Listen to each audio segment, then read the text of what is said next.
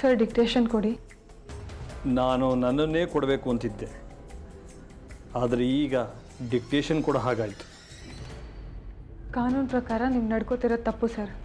ನಾನು ಕಾನೂನು ಪ್ರಕಾರ ನಡ್ಕೊಂಡ್ರೆ ನಿಮ್ಮ ಹಣೆ ಬರಹನೇ ಬದಲಾಗೋಗುತ್ತೆ. ಸರಿ, ಬರ್ಕೊಳ್ಳಿ.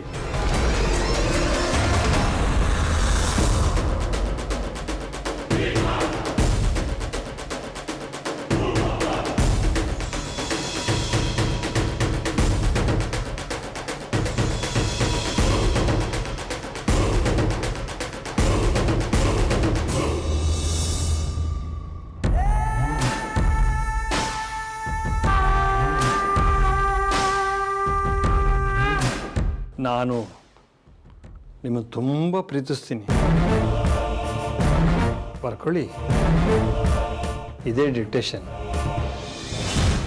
ನಾನು ಒಂದು ಹುಡುಗಿನ ತುಂಬ ಇಷ್ಟಪಡ್ತಾ ಇದ್ದೆ. ಅವಳನ್ನೇ ಮದುವೆ ಆಗಬೇಕು ಅಂತಲೂ ಇದ್ದೆ. ಆದರೆ ಆ ಹುಡುಗಿ ಯಾರೋ ಲೋಫರ್ನ ಮದುವೆ ಆದಳು. But still I love Har.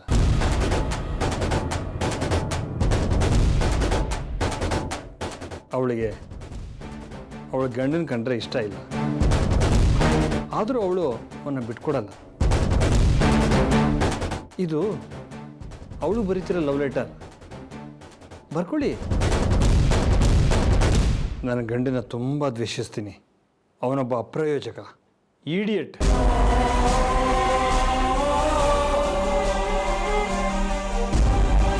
Tea ತಂದಿಯಾ? 2 cup ಹಾಕು.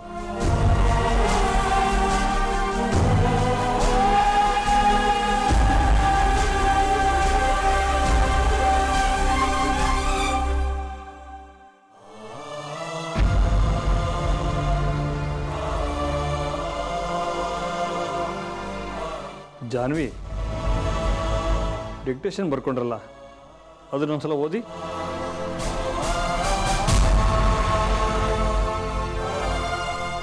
ನಾನು ನನ್ನ ಗಂಡನನ್ನು ತುಂಬ ದ್ವೇಷಿಸುತ್ತೇನೆ. ಅವನೊಬ್ಬ ಇಡಿಯಟ್, ಅಪ್ರಯೋಜಕ.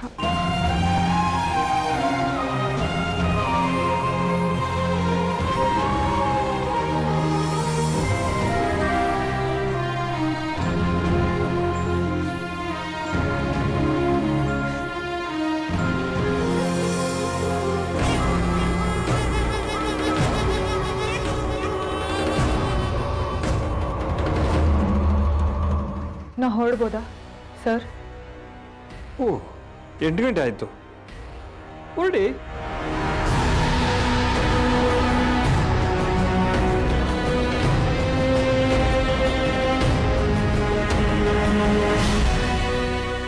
ಶ್ರೀ, ನೀವೇನು ತಲೆ ಕೆಟ್ಟಿದ್ಯಾ? ಯಾಕೆ ಇಷ್ಟದವರೆಗೂ ಅವನ ಮುಂದೆ ಕೂತಿದ್ದ? ಅದು ಅವನು ಹೇಳಿದಾಗ ಡಿಕ್ಟೇಷನ್ ತಗೊಂಡು ಅದನ್ನು ಅವನ ಮುಂದೆ ಓದ್ ಹೇಳೋ ಅನಿವಾರ್ಯತೆ ಏನಿತ್ತು ಜಾನು? ನಾನು ನಿನ್ನೆ ಕೇಳ್ತಿರೋದು, ಹೇಳು. ಹೇಳಕ್ಕಾಗಲ್ಲ. ಯಾಕೆ? ಟೈಮ್ ಬಂದಾಗ ಹೇಳ್ತೀನಿ. ಶ್ರೀ, ಶ್ರೀ.